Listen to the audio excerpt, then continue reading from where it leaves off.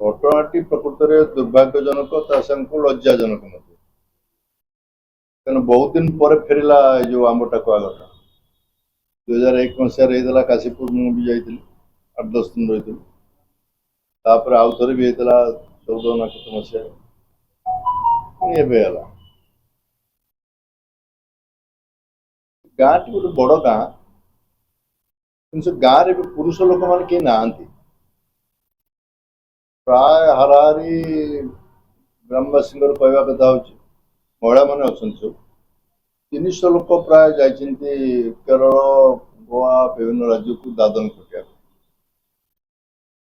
ଜମିବାଡି ପ୍ରାୟ କାହାର ନାହିଁ କହିଲେ ଚଳେ, ଜମିବାଡି ଖୁବ କମ୍।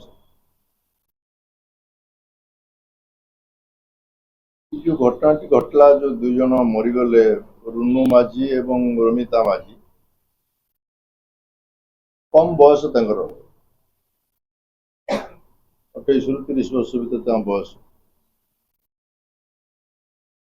ପ୍ରଶ୍ନଟି ହଉଛି ସେଠି ଅନୁସନ୍ଧାନ ରାଜ୍ୟ ସରକାର କରୁଛନ୍ତି, କଣ କରିବେ ରିପୋର୍ଟ ଆସିଲା ପରେ ଜଣା ପଡିବ। 3 ମାସ ଧରିକି ତାଙ୍କୁ ରେସନ ଆଦୌ ମିଳୁନଥିଲା। ନଭେମ୍ବର 2 ତାରିଖ ନା 3 ତାରିଖରେ ଯାହା ଗାଁ ବାଲା କହିବା କଥା ଚାଉଳ ଦେଲେ। ଚାଉଳ 3 ମାସ ହେଲାଣି ବନ୍ଦ ହେଇଗଲା।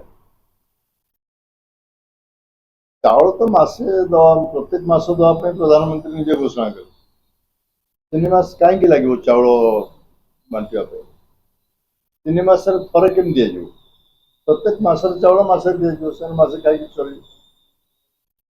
5 କେଜିଟା ଅଧିକ ହଉ ବା ସର୍ଟେଜ ହଉ, ସେ ପ୍ରଶ୍ନ ଭିନ୍ନ ପ୍ରଶ୍ନ, କିନ୍ତୁ ଯେତିକି ଆବଶ୍ୟକତା ତାକୁ ପ୍ରତ୍ୟେକ ମାସରେ ଦିଆଯିବା ଦରକାର।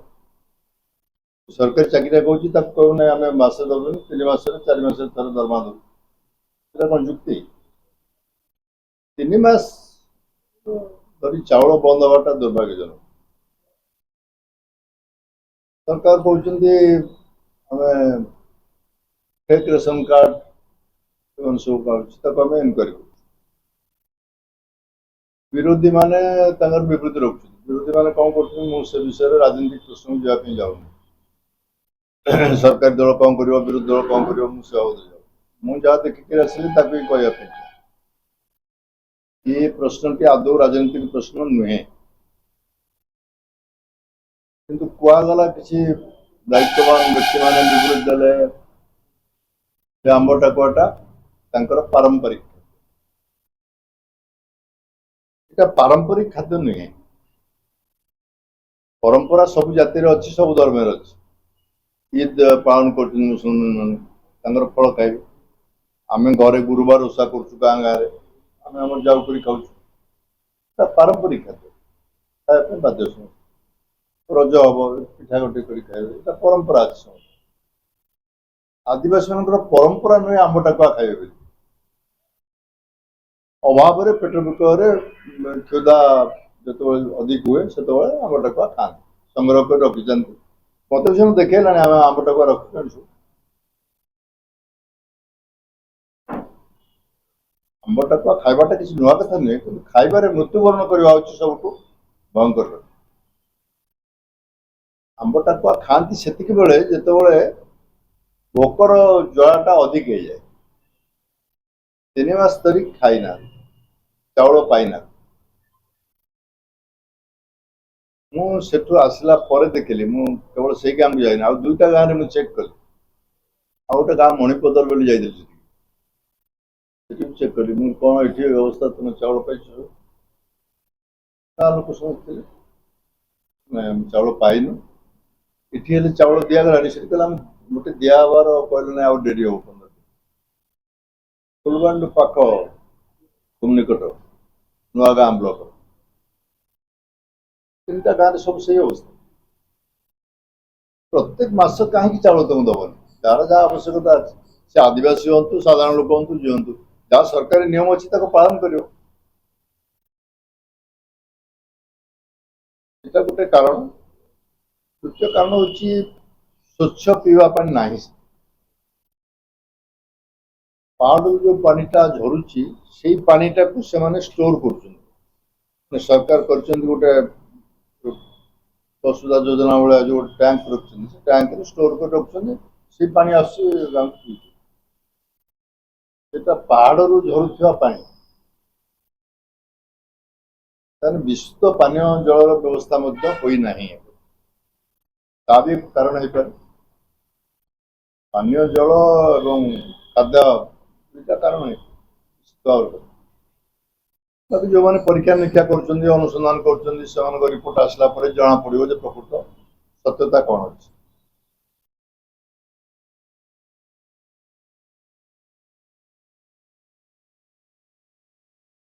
रेशन कार्ड आने से 10 किलोमीटर चलिकी जावाई पड़े 8 ରୁ 10 किलोमीटर ब्राह्मणी गाँव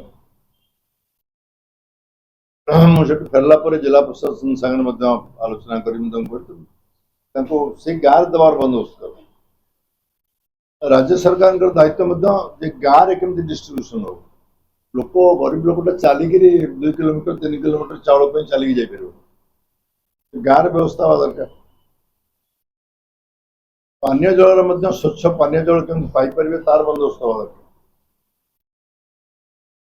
रोगरे पड़ुंट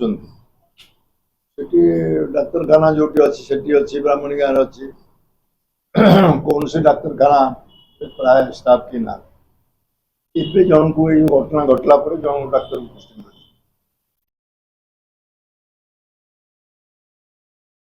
मेडिकल कैंप मो मत कर दरकार जिते पहाड़ पहाड़ तली अंचल गाँव अच्छी 2-3 जगार मेडिकल कैंप हवा दरकार ये समय से रोगरे पड़ापी बाध्य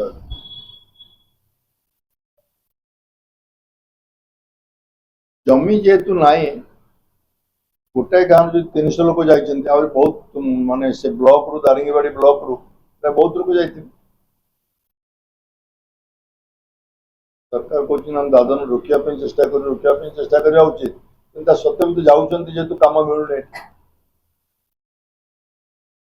मोटामोटी भाव अवस्था होती भयंकर अवस्था जड़े आखिर देखले जापर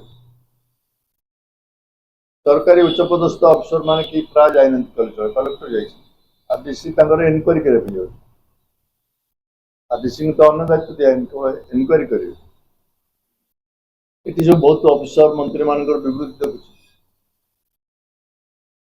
गाँव को जाकर समस्या समाधान कर विवृत्ति देते लाभ किसी हो विवृत्ति देवाई किए मना कर समस्त विवृत्ति देवार अधिकार अच्छे मोर अच्छी अच्छी समस्त अच्छी गाँव को गलनि कहीं सरकार चाहिए 3 घंटा भितर से अंचल को जाकर फेरी आस पारे मात्र 3 घंटा घंटे घंटे हेलिकप्टर समय से 2 घंटा गाँव समस्या समाधान पीवा पानी केमती हम रेशन कार्ड केमती पाइबे डाक्तखाना व्यवस्था कौन सब बंदोबस्त हो पारता बंदोबस्त गुड़िक हो पारा ना पर एमती एक भयंकर अवस्था है जहाँकि ओडिशा रे छोटिया घटनाटा सारा भारत वर्ष प्रचारित है लज्जाजनक मंत्री शुणुली सरकार गोटे जिन स्थिर करवा दरकार मिड डे मिल बंटा हो छोट पिला गुड़िक प्राय से जिले में आदिवासी पिला बेसी 95% आदिवासी पिला मिड डे मिल चाउल 4 मास दिए मुझे फेरी आसला काली शुणुली काली आरंभ कर बोधे बाहर कहीं जाना मिड डे मिल चाउल 4 मास जाए जो शिक्षक मैंने धार उधार करके दुकान आनी तुम दियो धार उधार कर दियो जी नदब ताको आम सस्पेंड शिक्षक मैंने बाध्य धार करके मिड डे मिल चाउल दौरान कोट ना कोट त्रुटि रही जाऊँगी जिनस पहुँचे जिनस ठीक समय पहुँचू ना सरकार कौन अवस्था सरकार कहीपर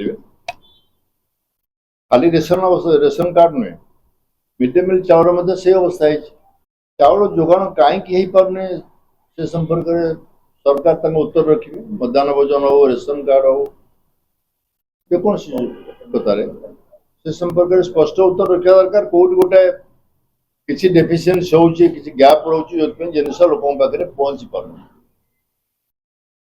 से दिगरे तुरंत दृष्टि दिया जावा दरकार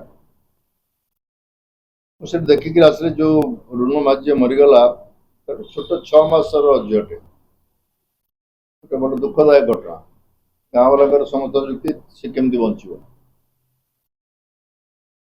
पचारि गाँव वाला समस्त कहली तुम देखो जो हेल्थ केयर होम रे छाड़ी दियो चाइल्ड हेल्थ केयर होम अच्छे कलेक्टर कहले गाँव वाला भी राजी हाँ से पिला नहीं जातु ना चल पार गाँव में प्राय समस्ते महिला मान थे पुरुष 15-20 जन किए थे पुरुष 15-20 जन किए थे प्राय पुरुष कि ना समस्ते पेट पोषापी रोजगार मेन्टेवाई रोजगार करने जाइए बाहर राज्य पीवा पानी व्यवस्थाटा केमती फिल्टर कर पहाड़ पानी नुहे पंपिंग करके गाँव गुड़ी वाटर सप्लाई हो पार से दिगरे ध्यान दिया दरकार से नितांत आवश्यक दूषित पानी पीवा एक बड़ कारण हेल्थ फैसिलिटी तो सहज ना मुझे ये हूँ सेठिकार मोटामोटी चित्र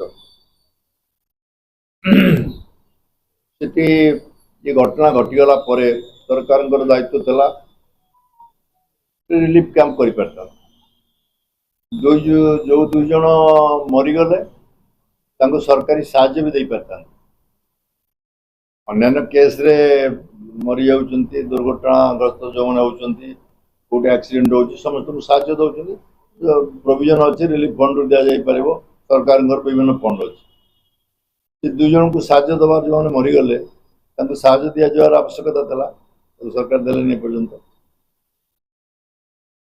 दि जावा दरकार तसन को किसी दिन पहाड़ तली अंचल जिते गाँ अच्छी गाँव अवस्था को अनुदान करने भुवनेश्वर बसी अफसर माने विवृत्ति न देकर से अंचल को जीवा दरकार ये गाँ पाखापाखि आउ गोटे 2टा गाँ थी से गाँव में रिलीफ कैंप कर बन्या बात्या बेले जमी रिलीफ दि जाऊँगी रिलीफ दि जावा दरकार ये हूँ मोटामोटी चित्र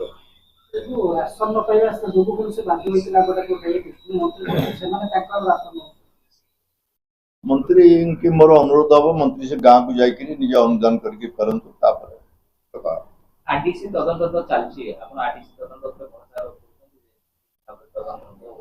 में तदंत करने दायित्व दिखाई कौ कारण मरा केवल गोटे टर्म्स ऑफ रेफरेंस गोटे आरडीसी में तो अन्य दायित्व दिखाई आरडीसी कौन कर आरडीसी पावर अच्छे सब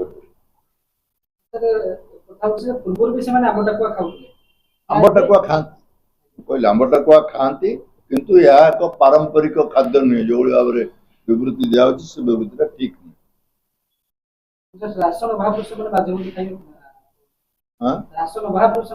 रेशन अभाव आंब टाकुआ खाइले आंब टाकुआ खाती जो गोटे गछ अच्छी तार छेली आणिक खाती आदिवासी मान पारंपरिक खाद्य कले आम मुख्यमंत्री जन आदिवासी तो लोक मुझे बहुत दिन जानी आम टाका खाइबे पारंपरिक खाद्य समस्त खाया बाध्य खाद्य अभाव ही आंब टाकुआ